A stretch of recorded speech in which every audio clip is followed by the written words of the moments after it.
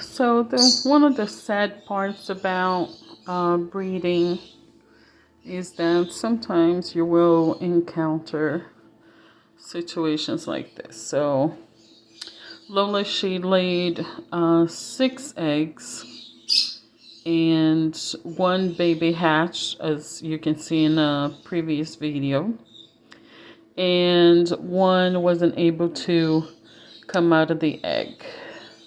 So it started to, but these happened in my experience. This happens is because for some reason it didn't develop well enough in the egg, so the baby is not strong, is not well enough to hatch. So I usually advise people that are breeders that when they see the eggs hatching, don't help the chick. Just leave the baby chick alone. If the little chick is healthy, it will come out of the egg with no issue. It will hatch and it will be able to grow and thrive, be a nice healthy little chick. But if for some reason the baby is not healthy enough, didn't develop well, things like this will happen. So it was really weak, and you can see from the egg that she tried to help the baby out, because the baby did chirp and it's time to come out. So it was too weak for the baby to do its part to come out. So you can see how she tried to help the baby, because you can see like her beak on the eggshell. You can see like she pressed inward, to try to get the baby out. But unfortunately, it didn't happen. So this is the little baby. The one that it was too sick to hatch on its own. Oh, and it happened sometime this morning, because it's still a little wet at the bottom over here. Yeah, there's a little moist over there. And last night I checked the nest box and they were all intact. So this baby probably started to try to come out sometime in the AM, like 4 or 5 o'clock in the morning, and it was too weak to survive. So the other egg, I don't know if you can see, it's not as white. See the color, the difference, the discoloration on the two eggs. So this is a healthy eggshell, which the baby formed. But this one, the color is dark, the discoloration.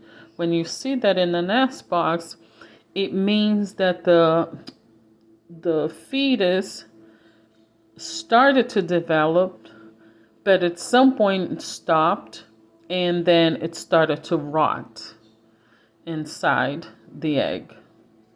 So you can see like it looks like it's bruised up and stuff, and yeah. So this one, even though the baby wasn't healthy enough to come out of the shell, it fully developed up until the time it couldn't come out.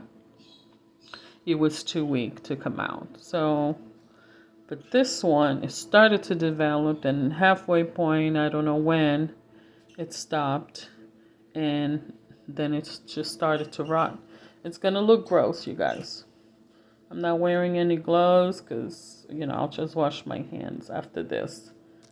But let's see what it looks like at what point it started to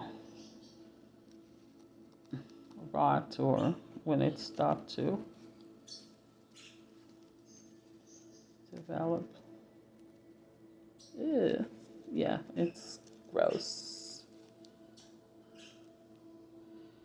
Yeah, you see Yeah, it's just mostly goo.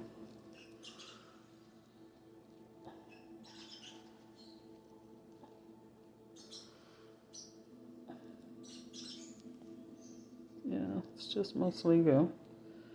So at some point, oh, it's sad when that happens. I don't know. But yeah, oh, it's still in a little sack thing. And that's all its guts. It had a little face. I don't know if you can tell the little face. Oh, it doesn't stink. For some reason, it does not. There's no odor. Oh, poor little thing. So there it is. There's the little umbilical cord.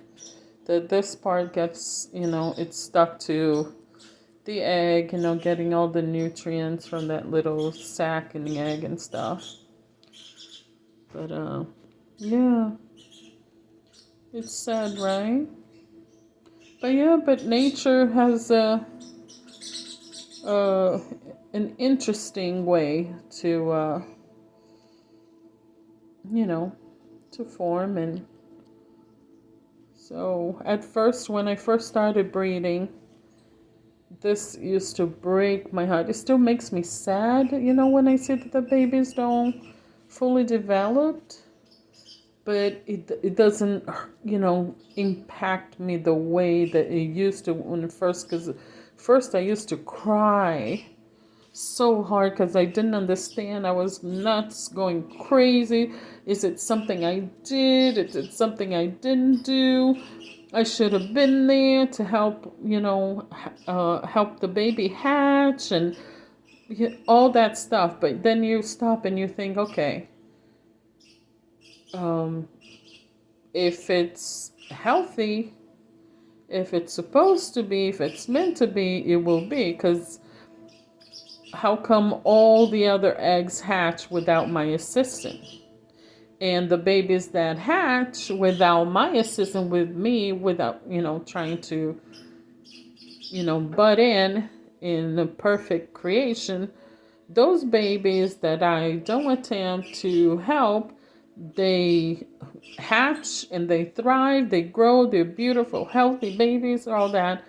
But the babies that I did try to help in the past when I was a rookie, when I had no clue what I was doing, those babies that I helped, they died. And I'm like, okay, there's something going on here. So then, you figure it out, like your instinct and your inner being, tells you, it's like, hey, it's not meant to be. That this happens. It wasn't fully developed. The babies that can hatch on their own, they're not fully developed. They're weak. They're sick. There's this. There's bound to happen that one or two little chicks from 5, 6 clutch, one of them is going to be sick. One of them is not going to be healthy enough to hatch. So you finally start to realize, okay, it's reality, it's life, this is how it happens. So you start to accept it and you just let nature take its course. You allow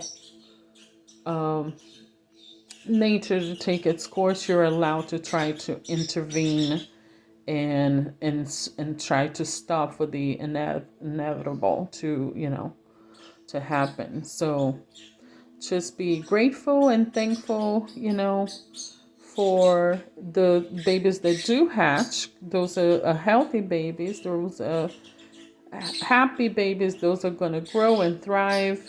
And also be grateful for the ones that didn't hatch, the little ones that this happened for. Because God is perfect. The universe knows, creation knows what is going on. And it's perfect.